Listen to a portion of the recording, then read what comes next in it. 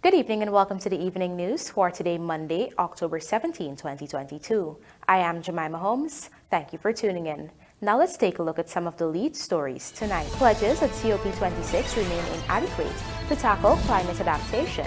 Ali tells International Forum boat transporting local athletes sink in Essequibo River. 160 million to advance GERM Bank. Labs to boost rice production and profitability locally. Over 105 million in cash grants distributed to Essequibo Coast fishermen. And Diwali symbolizes upholding, sustaining peaceful society. Now for the news in detail. A speedboat that was transporting some 20 passengers, including local athletes, became submerged in the Essequibo River today. The incident occurred at around 12:30 hours, sometime after the boat departed Purica and was en route to Supanam. Reports are that the boat was part of a fleet of vessels that was transporting athletes who participated in the Heritage Games in the city. They were heading to Supanam from where they would have returned home to Region 1. When the boat in question began to sink, the captains of other boats that were part of the fleet noticed what was transpiring and went to the distressed passengers' rescue. According to a passenger on the boat, the bottom of the boat burst open and started taking in water. The passenger related that there were no injuries, but every person on board is still shaken up by the incident. The passenger recalled that in the blink of an eye, the boat was completely sunken. Low-lying and small island developing states have been placed in a limbo in balancing resources for agricultural production while managing climate adaptation.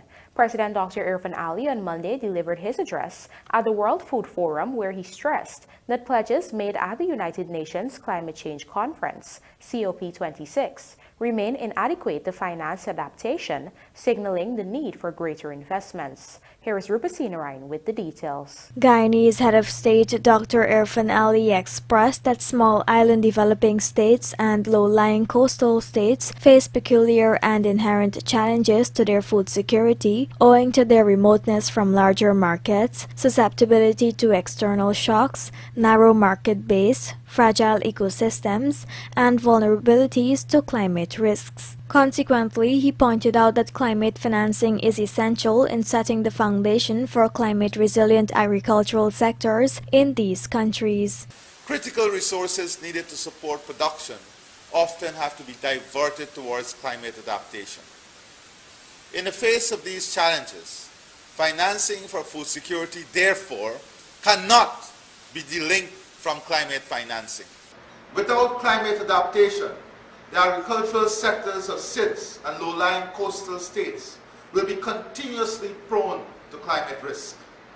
At COP26, certain pledges were made to boost adaptation financing, but as I have alluded to elsewhere, the level of financing promised by the developed countries will be inadequate to close the adaptation gap. In 2019 and 2020, debt dominated the climate financing landscape. The majority of climate financing at 61% was raised through debt. Equity investments were 33% of total climate financing. For SIDS, and particularly for CARICOM, the trend is of particular concern given the worsening debt situation that many faces and that have been compounded as a result of COVID-19, global inflation, rising fuel prices, and the current Russian-Ukraine war that is crowding out climate finance-related issues.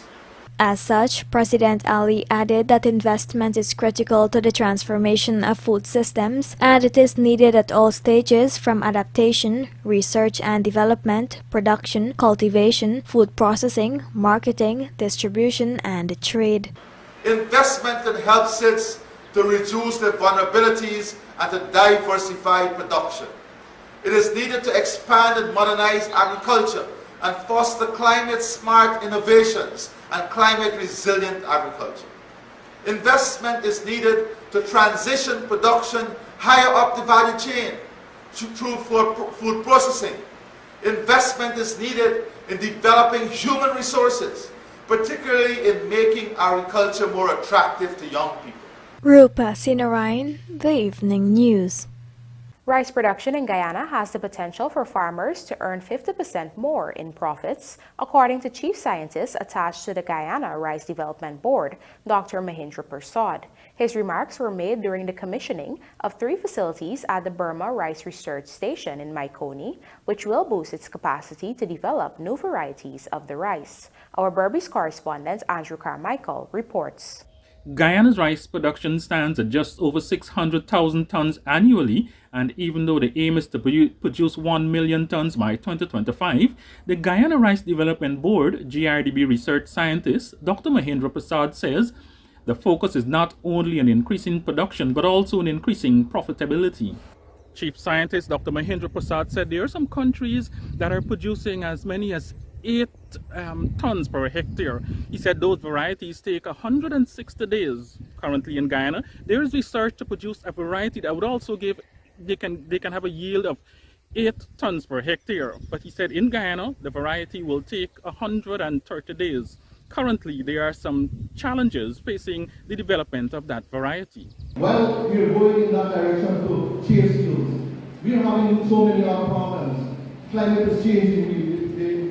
Low optimum temperatures is increasing. Now it is around 24, when it is around 22. Guyana was the ideal spot of release of maximum productivity or production if the low optimum temperature, which is the night temperature, is around 22 degrees. Now it is 24 degrees. You know what it means? It means I'm losing 10, 15 to 20% yield because of heat stress. The chief scientist is very optimistic, saying that he's confident that it will happen. And he says that farmers, within a very short space of time, can look forward for this new variety where they will be able to have as many as 8 tons per hectare. I could recall when we started this, many think that this is an impossible task for us in Guyana who doesn't have that much experience and that much knowledge in terms of rice breeding and also in terms of our cropping varieties. But we were up here, it started like a more of a passion and a little hobby. And now I'm proud to say that we will be in a good position. We are in a good position now to release our market variety very shortly. Dr. Prasad was speaking at a simple ceremony to commission the National Rice Germ Bank at Burma. The bank has the capacity to store 1,500 varieties of seed paddy for research. Currently, there are 400 different varieties of seed paddy in the bank. They can be kept there for 10 years if they have the correct temperature. Government has invested $25 million in the establishment of that facility. Also commissioned was a value-added lab which will allow for research into value-added products from rice. $25 million has been invested in that facility with a further $50 million budgeted. Also opened was a soil tissue and analyst lab which is valued at $85 million. Already some $63 million has been pumped into the establishment of that facility. Then you have the secondary element like calcium, sulfur and so on. And you have the microbes, boron, copper, zinc and so on.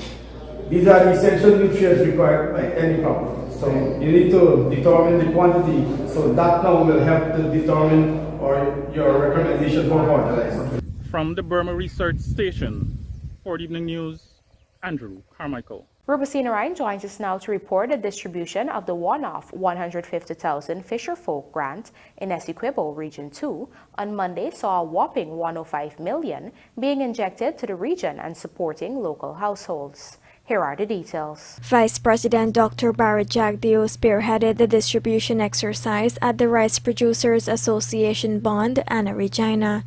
The Vice President told the Essequibians that while the grants cannot fill all of their needs, it will cushion some of the cost of living prices and other expenses. He also predicted that costs will be stabilized, pointing to this trend in the reduced gas prices. It can't solve all of the issues, but it helps when people are earning more, there's more money in the economy, and people have a capacity to address some of the cost of living issues, etc. I have no doubt that prices are going to normalize in the future and things will come back, like fuel prices have already started coming down back and things will stabilize.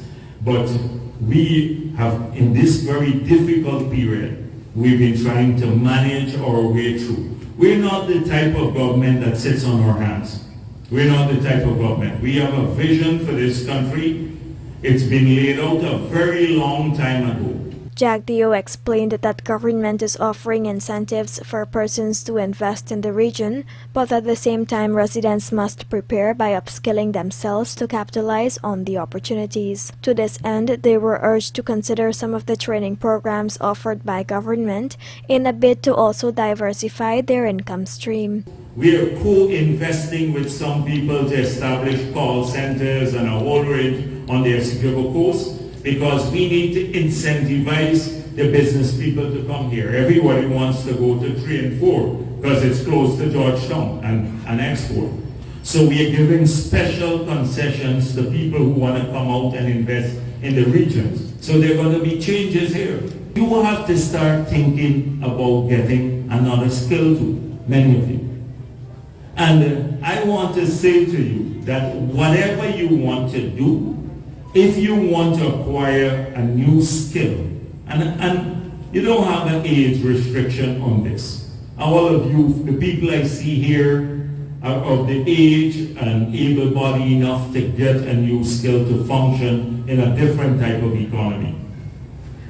But if you make that effort, we will be there to support you. Rupa Sinarayan, The Evening News.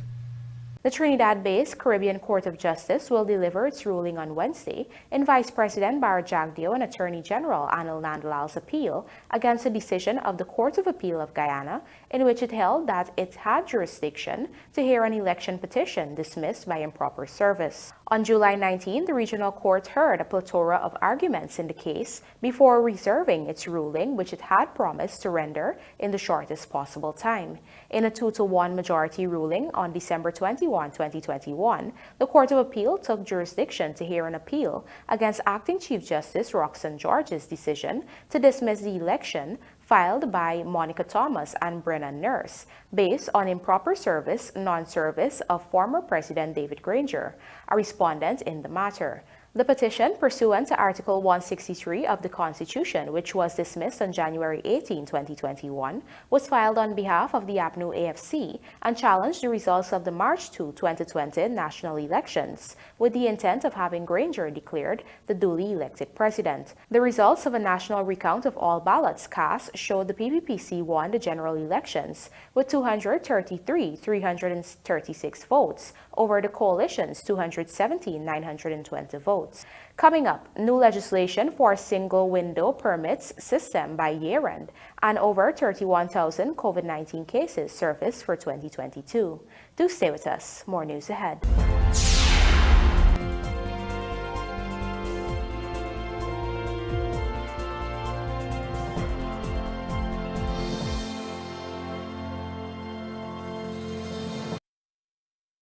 Planning a cleanup? We can help. Sevon's Waste Management skip bins can be provided for home renovation projects, yard cleanups, or construction sites. It's simple. Step 1, just pick up the phone and give us a call. Step 2, we deliver the skip bin size of your choice. Step 3, load the skip with all of your junk. And finally, Step 4, we take it all away. It's that simple. Bins are also available in various sizes, so there's no job that's too big or too small. Call Sevon's Waste Management today at 218-1455 or 218-11. Cheryl, girl, you want me? Sorry, I'm interrupting y'all. Marla, I'm here taking the census.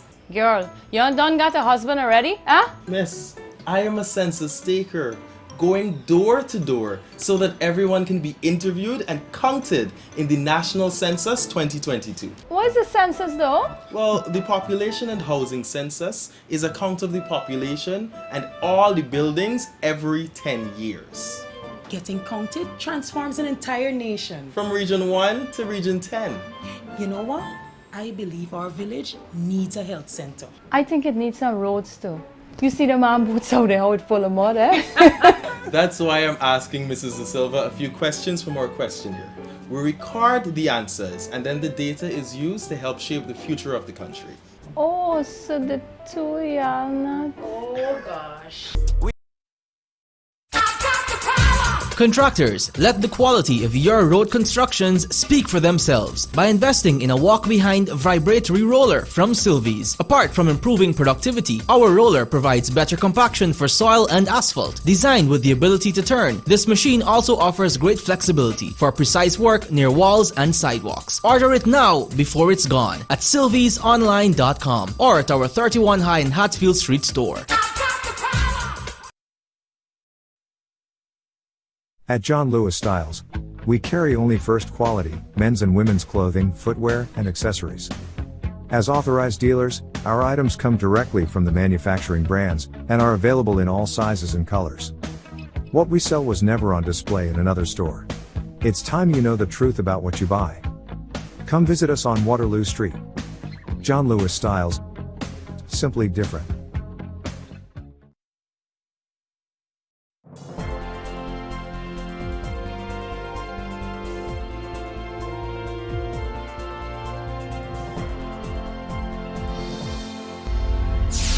Welcome back. You're watching the Evening News. We now tell you that the Central Housing and Planning Authority on Monday held a consultation session with agency heads on the single window system being introduced to make issuing building permits a smoother process, where they were also told that legislation to support this new system will be introduced by year-end.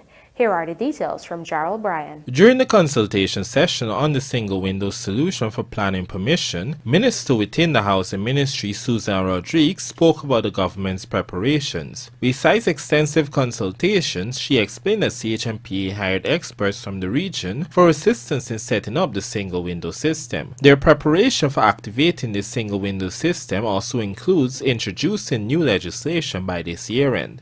We identified possible options in relation to legal and administrative framework. And in fact, the draft bill to implement the single window, as I mentioned, is expected to be ready before the end of the year. Minister Rodriguez also spoke about the increase in applications for permits, a significant portion of which were for the oil and gas sector.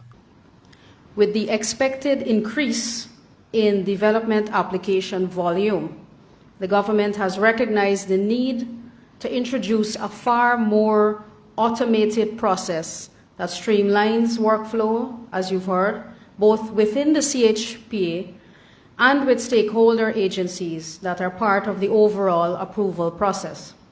As a matter of fact, the increase in planning and construction permits is already upon us, with an unprecedented 1,964 applications processed by the CHPA between the period October 2020 to September 2022. 1,798 of those applications were approved in full or in part, and 88 are directly related to the oil and gas industry. This system, Minister Rodriguez assured, is one that will be accessible from all over the world, thus making it easier for the diaspora to invest. And with Guyana being ranked 134 out of 190 countries on the last Ease of Doing Business report, government has its eyes on improving the country's score on this index. Jarrell Bryan, The Evening News. With the aim of having males play a more active role in society, President Dr. Irfan Ali on Sunday announced the launch of the 1,000 Men program that seeks to tackle issues affecting men in communities across the country. More in this report. The 1,000 Men initiative will be led by President Dr. Irfan Ali and will involve 1,000 men from various sections of society. These include the joint services, the sport fraternity, the religious sector, the entertainment industry, the teaching profession, community workers, and farmers as well. Whilst addressing residents at the Lagwan Masjid on the Region 3 island on Sunday, the head of state expounded on his expectations of this program. This 1,000 Men program is to reverse the strategy in dealing with problems faced by young boys and men in our society. The mission of this 1,000 Men is to work in every single community to eradicate hunger, to work in every single community to lift up those who are emotionally affected, socially affected, It is to change every society and bring positive living and positive life in every single community. It is to work against violence. It is to work in making men better at being good men, responsible boys, responsible youths in our society. Consequently, 1,000 males in leadership positions will be deployed all across the country to work with and fully integrate every single man, both young and old, into the economic and social life of Guyana. In fact, the president added that they will seek out males from communities to fill the workforce gap in critical sectors, such as the construction industry, which is complaining of labor shortage. Those who require training, they are going to build a platform to give them training so that they can go and get a skilled job anywhere. There will be no excuse for men to deliver on their responsibility and deliver on what is required of us to deliver to the people and to our societies, to our families. The head of state further posited that his government, through this initiative, is on a mission to make a positive change in society. Some of the leaders who will be spearheading this initiative are the Chief of Staff of the Guyana Defense Force, Brigadier Godfrey Bess, Deputy Commissioner of Police Operations Acting Ravindradat Budram, former West Indies cricketer Ramnaresh Sarwan, and cricketer Lennox Cush. An analysis of Guyana's novel coronavirus numbers has shown that 31,329 persons contracted the virus for the year thus far. Find out more in this Rupert Sinarine report. Health Minister Dr. Frank Anthony shared statistics on Monday during the COVID-19 briefing, where he highlighted that January saw the highest spike at 19,900 cases. Following this, there was a slowdown in infections. By February, that came down to 2,570 cases, and March it was 379, April 267. In May we start seeing an increase. It went up back to 1,686 cases. Then in June we got 2,715 cases, and then it started dropping again. So we saw in July 2,456 cases. In August, that went down to 1,032 cases. In September, we saw 287 cases. And so far for October, we've had 37 cases. Presently, only 47 active cases are being monitored by the Health Ministry, but the minister maintained that this might be an underestimate of the actual situation. In light of this and the fact that COVID-19 presents with typical flu-like symptoms, the Health Minister urged that masks be worn to protect against the disease. Well, there are still people who are infected with COVID, and while we have been tracking 47 cases, this is probably an underestimation because there are lots of people who might have flu-like symptoms, which are now the typical symptoms that one would get when you get COVID. And they might mistake those symptoms for flu when it's COVID, so they can easily infect other people. So the idea is if you want to remain safe, you should wear a mask, especially if you're in a crowded area, and in indoor environments you should wear a mask. In the meantime, vaccines are still offered countrywide at the various sites. Sinopharm, Pfizer, Moderna, and a limited number of Johnson & Johnson vaccines remain available. Rupa Sinarine, The Evening News. President Dr. Irfan Ali on Sunday emphasized the importance of upholding basic tenets of society, such as peace and unity, which he said are integral concepts in sustaining a nation. The head of state made this remark on Sunday evening at the 8th Annual National Day Light-Up hosted by the Hindu Swayam Sivak Sangh, Hindus for Selfless Service at Rahamans Park, Greater Georgetown, ahead of Monday's observance of the Festival of Lights. Saturday also saw a grand cultural and light-up ceremony by the Kitty Roundabout in Georgetown, organized by the Guyana Hindu Dharmic Sabha. Let's have a look. Om Lakshmi Karot Kalyanam Arogyam Sukha Sampadam Mama Shatru Vinashaye. As we celebrate Diwali, as we embark on this journey of celebrating light over darkness, there are a number of things in our country and in the world that we must uphold. We must uphold peace. We must uphold the rule of law. We must uphold our devotion. We must uphold our love for humanity. We must uphold our values and principles that allow us to demonstrate our love for humanity.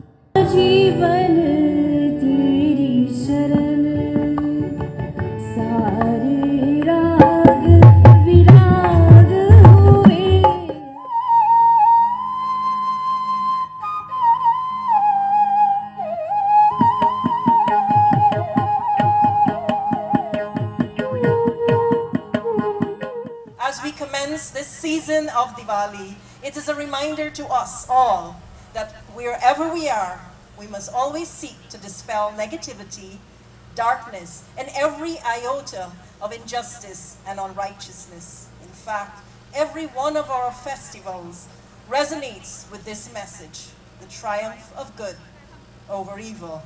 So as you join me, you join the entire Dharmic family here this evening. We are continuing a tradition of celebrating as Guyanese in unity. Guyanese who understand each other, respect each other, and work in harmony towards the best interests of every one of us and for the entire country.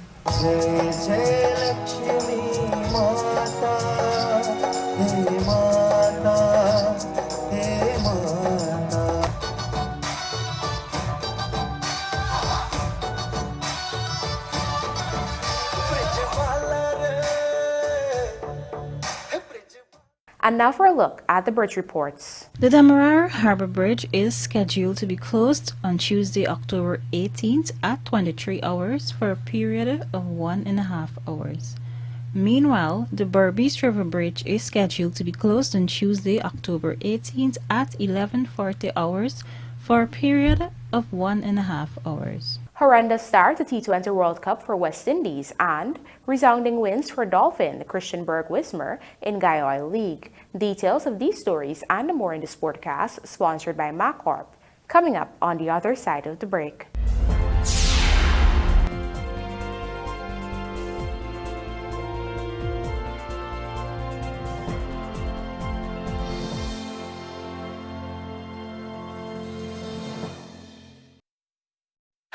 Try our virtual sports and win big with so much matches to choose from. Betting starts at $100. Play for your chance to win. Log on to www.superbet.gy or visit any one of our agents to place your bets. Terms and conditions apply. Have fun and play responsibly. Must be 18 and over to play.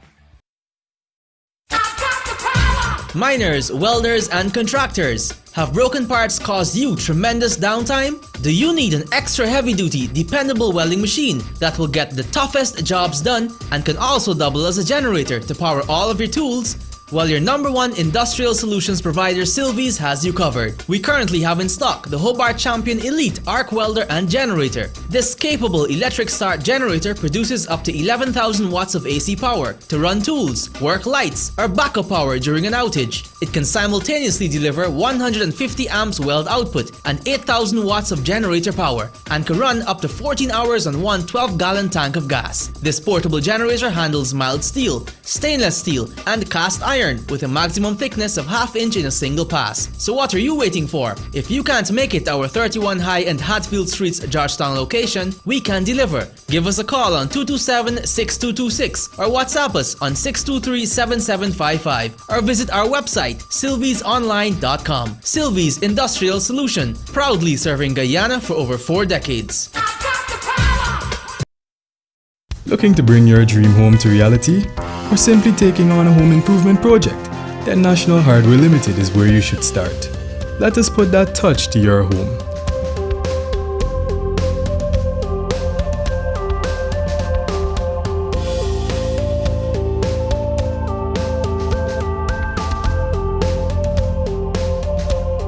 Choose from over 1,000 Berger Paint original hues for any surface.